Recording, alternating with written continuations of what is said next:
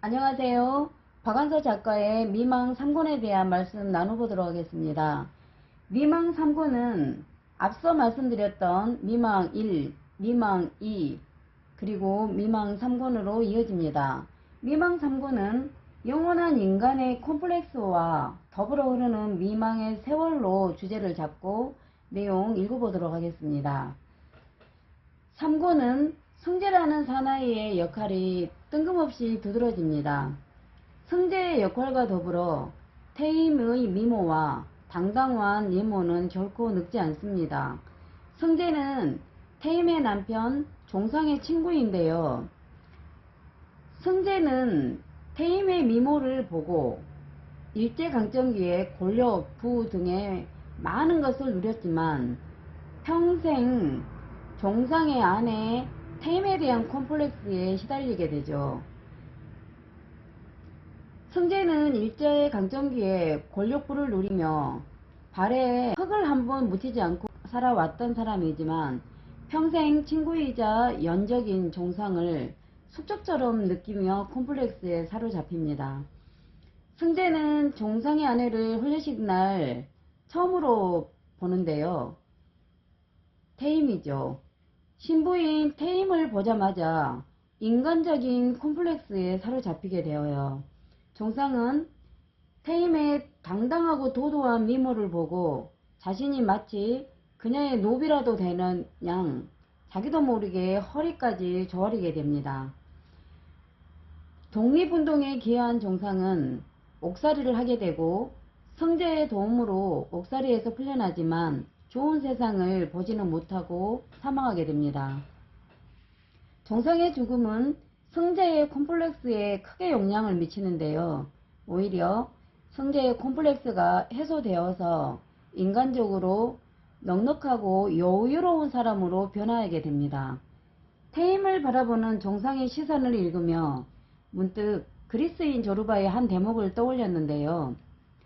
그리스인 조르바의 한 대목은 한 아이가 늙은 할머니가 짙은 화장을 하는 것을 보며 이에 대해서 거부감을 표현해요.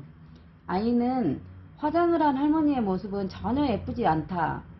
오히려 화장을 짙게 한 할머니의 모습은 추해 보인다라고 말하죠. 영원한 여성으로 예쁘게 살고 싶었던 할머니는 다음날 돌아가셨대요. 그리스인 조르바에서 이 내용은 여자의 욕망과 착각은 그 여성을 여성으로 살게 하는 힘이 되구나 하는 것을 절실하게 느끼게 하죠. 다시 미망으로 돌아와서 태임 역시 자신을 향한 성재의 욕망을 거의 정확하게 느끼죠. 이러한 성재의 욕망을 태임은 옷, 표정, 카리스마 등으로 조절하고 조종하기까지도 합니다. 태임의 아들 경우는 유태로운 국가적 상황에서 계획적으로 친일을 하지 않아요. 하지만 민중학의 친일파에 대한 공분을 사고 이에 대한 성남 파도와 같은 인간의 역사를 체험하게 되는 인물로 두드러집니다. 경우는 성을 갈룸이라는 가장 큰 모욕이 우리 현실에서 이루어진 일제강점기의 창씨 개명 등의 성남 파도를 직접 겪으며 내려오는 과도기의 중심에 서 있는 인물로 그려주고 있습니다. 3권은 태임을 중심으로 형성된 승재, 남편, 자식, 손자, 그리고 고려 인삼의 숙명적인 과도기가 펼쳐집니다. 먼저 열한의 콤플렉스로 내용 읽어보도록 하겠습니다. 열한은 일본 유학 중에 이미 결혼한 남자 상철과 사귀다 살림을 차립니다. 상철은 서둘러 이혼하고 열한과 재혼의 절차를 밟습니다. 그럼에도 불구하고 열한은 후실 콤플렉스에서 벗어나지 못하고 태임과도 온전한 모녀관계를 이어가지 못하고 사사건건 부딪히게 됩니다. 태임에 따라 이러한 새로운 가족 형태를 자연스럽게 받아들이지 못하고 오히려 친일의 흔적으로 여깁니다. 상철은 일본 유학 시절에 인맥을 동원하여 처남인 경우의 인삼사업을 돕습니다. 열화는 급변하는 세상의 공공연히 호족의 상철 집안의 며느리이자 아내로 오르지만 스스로 첫 번째 아내가 아니라는 후실 컴플렉스에서 벗어나지 못합니다. 서류상 정실이지만 사회적 시선에서는 후실 컴플렉스로 인해 전심이 흔들리는 그런 삶을 살아가게 되죠. 두 번째는 승재의 여성 컴플렉스인데요. 친구 종상이가 자기보다 뼈아나게 아름다운 아내를 둔 것을 보고 열등감에 사로잡힙니다. 승재는 자기보다 뼈아나게 아름다운 아내를 가진 것은 출세나 그 어떤 성공 따위로도 메워질 수 없다고 스스로가 단정지어요. 승재는 인력거를 타고 출퇴근하는 고위급 신분이 되고서도 이 컴플렉스에서 벗어나지 못합니다. 또한 이 컴플렉스는 태임의 딸 열한에게로 지원이 되어서 이 집안에 많은 사건 사고를 일으키게 되죠.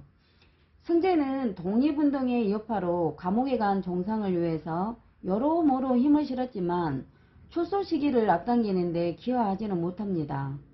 승재의 콤플렉스는 종상의 갑작스러운 죽음으로 인해서 안정을 찾습니다. 자신의 숙적인 종상이 사라지자 모든 것에 의욕을 상실하지만 오히려 인간적으로 안정을 찾게 됩니다. 세 번째로는 태남과 태임의 이부 형제 콤플렉스인데요. 여기에서 이부 형제는 아버지가 다른 형제를 이부 형제라고 합니다. 태임은 태남과 이부 형제로 의지하며 험난한 세상을 헤쳐나오는데요. 태남은 머슴이었던 아버지의 유전자에 구속되지 않고 힘차게 태임의 동생으로 성장합니다. 태임과 태남은 이복 형제보다 더 엄격한 이부 형제 콤플렉스를 당당하게 이겨냅니다. 태남은 독립운동가의 이여식과 결혼하여 그에 걸맞는 사유 역할을 하죠. 또한 우여곡절을 겪어내지만 마지막 고려 인삼의 자존을 지키는 고귀한 존재로 거듭납니다. 네 번째, 태임의 아들 경우인데요. 태임의 아들 경우는 양심보다는 계산에 예민하고 능숙하죠. 태임의 아들 경우는 우리 역사에서 과도기의 중심에 있었던 그런 인물로 그려집니다.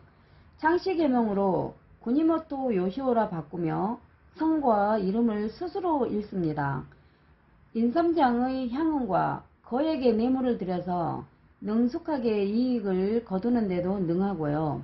이 이익으로 동네 사람들을 유기에서 구하기도 하고 독립운동 자금에 일조하기도 합니다. 하지만 일본으로부터 독립이 되는 시점에서 마을 사람들은 경우의 집을 부수고 재산을 축내는 행동으로 공분을 표출합니다. 경우는 마을 사람들의 이 공분을 보고 자신이 베푼 것과 동네 사람들의 태도로 드러난 큰 차이에서 큰 괴리감과 분노를 느끼게 되죠. 이 분노하는 경우의 모습을 보고 태남이가 격려를 하고 위로를 하는 장면이 나오는데요. 자네가 그들을 끼고 돈 건 사사로운 공이고 그들이 자네를 한바탕 규탕한 것은 공분이라네. 사사로운 입은 연애 때문에 공분을 참지는 못한다네. 태남은 이 공분의 의미를 이렇게 정리를 해줍니다. 경우는 이해하고 싶은 마음이 전혀 없고 이 분노는 성과의 이름을 계명하는 것으로 나타납니다. 민중이 공분을 일으켰어도 사사로이 베푼 것들이 있으니 화해도 가능하다. 이렇게 태남은 재차 화해를 권합니다. 그들은 고작 제 식구를 보호할 능력밖에 없었고 자네는 일가와 마을 사람들의 안전까지 참견할 만큼 오지랖이 넓었네. 태남의 의견은 이 소설이 가족사 소설이 국가적 대하소설로 바뀌는 지점입니다. 끝으로 다섯 번째인데요. 다섯 번째는 작가 박완서님의 개풍행 콤플렉스입니다. 박완서 작가님은 1931년 경기도 개풍에서 태어났습니다. 지금의 북한이죠.